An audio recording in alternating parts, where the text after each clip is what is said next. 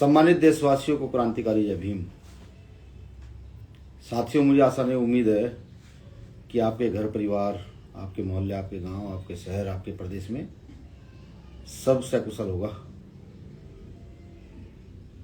सम्मानित देशवासियों, आज का लाइव एक विशेष लाइव है, क्योंकि भीम आर्मी भारत एकता मिशन व आजाद समाज पार्टी काशीराम के कार्यकर्ता अब काम में बहुत तेजी से आगे की ओर बढ़ रहे हैं, तो ज़्यादा लाइव आने का समय नहीं लग पाता है। लेकिन कल जो घटना घटित हुई है वो बेहद चिंताजनक और निंदनीय है। लगातार छोटी छोटी बच्चियों के रेप, लगातार अपराधों का रोका जाना, लगातार हत्याएं, आज मध्य प्रदेश में, आज यूपी में, आज राजस्थान में, आज बिहार में, आज छत्तीसगढ़, झारखंड, उड़ीसा में ये लगातार चल रहा है। और अगर पीड़ित परिवारों को ढांढस बांधने या उनको ये शक्ति महसूस कराने जाते हैं तो सरकार को बड़ी परेशानी होती है। आपको जानकारी होगी, लगभग 2 साल पहले भीम आर्मी चीफ भाई चंद्रशेखर आजाद जी के ऊपर गोली चली थी। गोली चलने के बाद गिरफ्तारी हुई, जेल गए, जमानतें हुई, छोड़ दिया गया।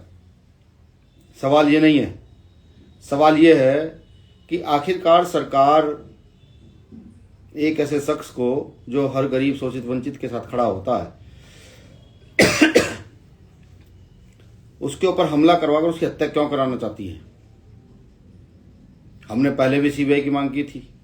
जिस प्रकार से कल मथुरा में भाई चंद्रशेखर आजाद पीड़ित बहनों से, पीड़ित परिवार से मिलने गए और बीच रास्ते में पर ही जिस प्रकार पत्थरबाजी हुई, लगातार हथियार लहराए गए पुलिस प्रशासन की मौजूदगी में, ये निंदनीय है। वो भारत के एक लोकसभा के सांसद हैं जिसकी रक्षा सुरक्षा करना प्रशासन का, सरकार का दायित्व है। लेकिन जातीय फैक्टर इतना मजबूत है कि सरकार किसी भी सूरत में गरीब, शोषित, वंचित के साथ खड़े होने वाले भीम आर्मी चीफ भाई चंद्रशेखर आजाद जी को बर्दाश्त नहीं कर पा रही है। क्योंकि गरीबों के पक्ष में जब जब आवाजें उठी हैं तब तब तानाशाहों ने उन्हें खामोश कराने का काम किया है। मैंने पिछली बार भी सीबीआई जांच की मांग की थी कि सीबीआई जांच हो, आखिर गोली चलाने का क्या पर्पज है। भीम आर्मी भारत एकता मिशन आज फिर सीबीआई जांच की मांग करती है कि इस घटना की सीबीआई जांच होनी चाहिए। जब पुलिस को पता था, प्रशासन को पता था कि माननीय सांसद महोदय क्षेत्र में आएंगे, तो उन्होंने ऐसे लोगों को चिन्हित क्यों नहीं किया जिन्होंने वहां दंगा करने का काम किया, जिससे एक बड़ी घटना भी घट सकती थी। मुझे महसूस होता है कि इसके पीछे कोई बड़ा षड्यंत्र है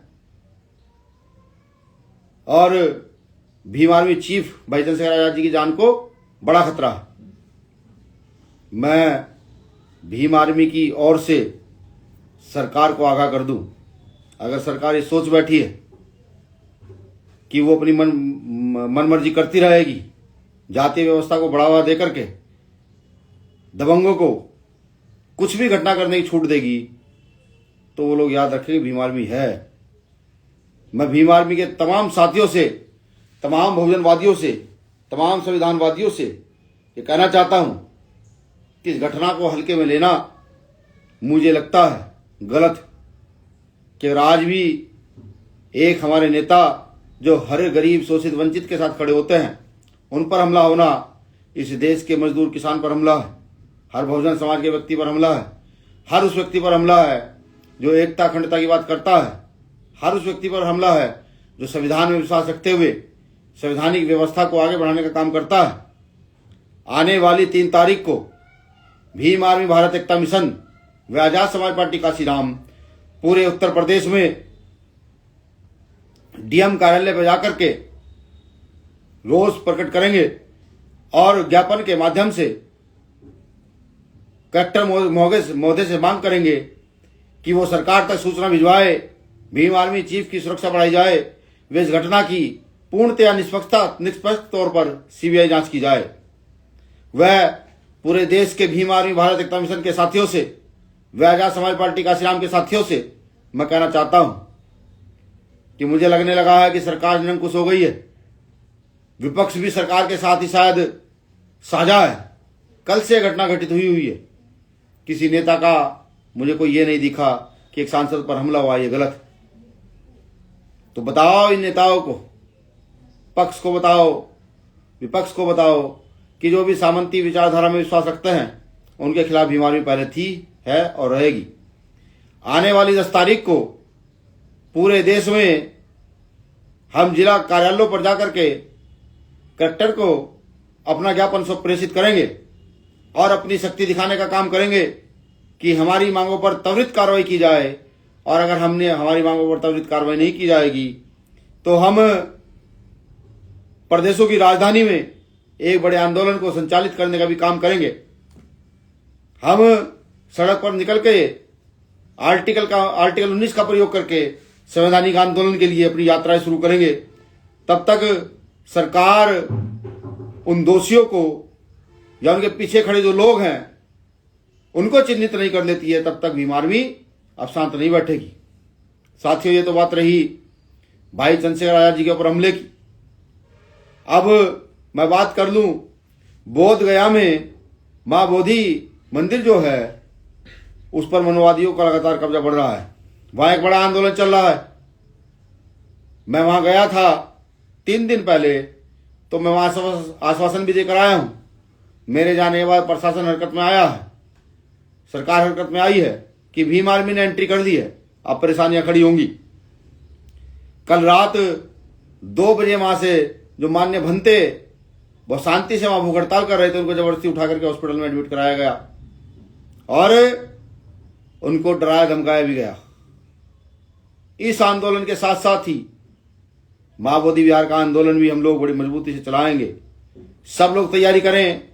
बिहार में गया पहुंचने की जल्दी तारीख बताई जाएगी और तारीख बताने के बाद हम लाखों की संख्या में गया पहुंचकर अपने पुरखों का जो सम्मान है, हमारी जो विरासत है, उसको बचाने का काम करेंगे।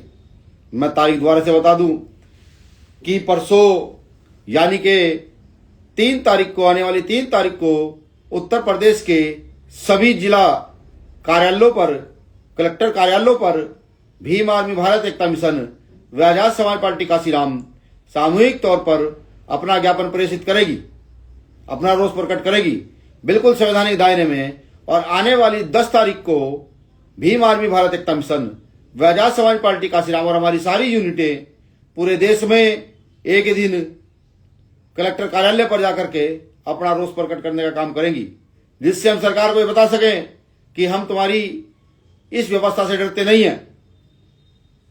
सबसे बड़ा सवाल यह है कि वो कौन लोग हैं जो भाई चंद्रशेखर आजाद जी की हत्या करना चाहते हैं।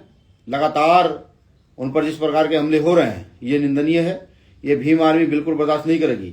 या तो सरकार अपने लॉ एंड ऑर्डर को सुधारे, वरना हम सड़क पर निकल करके संवैधानिक दायरे में सड़कों पर बैठने का काम करेंगे अगर हमारी मांगों को नहीं माना जाता। शुक्रिया। जय भीम, जय भारत, जय संविधान। भीम आर्मी जिंदाबाद, आजाद समाज पार्टी जिंदाबाद, भाई चंद्रशेखर आजाद जिंदाबाद।